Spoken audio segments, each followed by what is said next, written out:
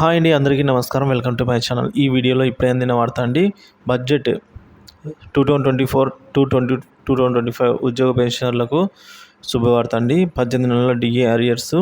దీని నుంచి తాజా సమాచారం అయితే ఈ వీడియోలో తెలుసుకుందాము. వీడియోని ఎక్కడ కానీ స్కిప్ చేయకుండా ఎండ్ వరకు చూసినట్లయితే ఇన్ఫర్మేషన్ పూర్తిగా అర్థమవుతుంది. అలాగే వీడియోకి ఒక లైక్ చేయండి ఫ్రెండ్స్. ఇంకా ఫ్రెండ్స్, విషయానికి వచ్చినట్లయితే 2024-25 ఆర్థిక సంవత్సరానికి సాధారణ బడ్జెట్ను జూలై 23న ప్రవేశపెట్టబోతున్నారు. మోదీ ప్రభుత్వం మూడోసారి అధికారంలోకి వచ్చిన తర్వాత ఆర్థిక మంత్రి నిర్మలా సీతారామన్ గారు ఇది తొలి కేంద్ర బడ్జెట్ను అయితే ప్రవేశపెడుతూ ఉన్నారు. ఈ క్రమంలో ఈ బడ్జెట్లో ప్రభుత్వ ఉద్యోగులకు సంబంధించి కేంద్ర ప్రభుత్వం కీలక ప్రకటనలు చేయవచ్చని ఆర్థిక వర్గాలు అంటున్నాయి. దీంతో దేశంలోని లక్షలాది మంది కేంద్ర ప్రభుత్వ ఉద్యోగులకు ప్రయోజనం చేకూరనుందని చెప్తున్నారు. అయితే 8వ వేతన సంఘం ఏర్పాటుకు కేంద్ర ప్రభుత్వం ఆమోదం తెలిపే అవకాశం ఉన్న క్రమంలో ఈ ఊహాగానాలు వినిపిస్తున్నాయి. వీటిని అమలు చేయాలని పలు కమిటీలు డిమాండ్ చేస్తున్నాయి.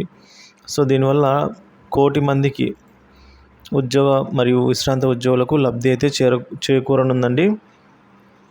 బడ్జెట్లో 2024 బడ్జెట్లో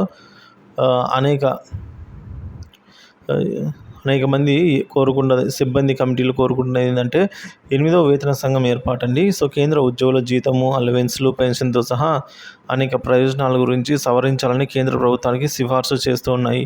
ఈ క్రమంలోనే 8వ వేతన సంఘం ఏర్పాటు చేయాలని, పాత పెన్షన్ విధానాన్ని అంటే ఓపీఎస్ని పునరుద్ధరించాలని, మళ్ళీ తీసుకురావాలని, 18 నెలల డిఆర్ఎస్ను అయితే విడుదల చేయాలి అని చెప్పేసి మేరకు కేంద్ర ప్రభుత్వ క్యాబినెట్ సెక్రటరీ రాసిన లేఖలో central employees and labour federation general secretary SB Yadav కూడా ఇప్పటికే డిమాండ్ చేశారు ఫ్రెండ్స్.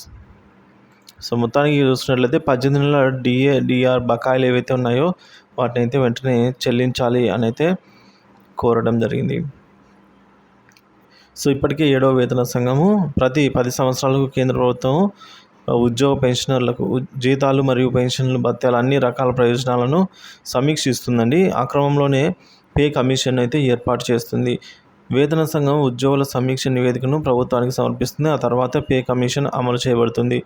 7వ వేతన సంఘాన్ని ఫిబ్రవరి 28, 2014 అయితే మాజీ ప్రధాని మన్మోహన్ సింగ్ గారు ఏర్పాటు చేయడం జరిగిందండి, ఆయన నేతృత్వంలోనే. ఆ తర్వాత 7వ వేతన సంఘం జనవరి 1, 2016 అయితే అమల్లోకి వచ్చింది. దీంతో ఈ నియమం ప్రకారము 8వ వేతన సంఘం జనవరి 1, 2026 నుంచి అమలు కానున్నట్లు తెలుస్తోంది. ఈ క్రమంలో కేంద్ర ప్రభుత్వం 2024 బడ్జెట్లో పే కమిషన్ ఏర్పాటు సంబంధించి కీలక ప్రకటన చేసే అవకాశం ఉందని ఆర్థిక నిపుణులు చెప్తూ ఉన్నారు ఫ్రెండ్స్.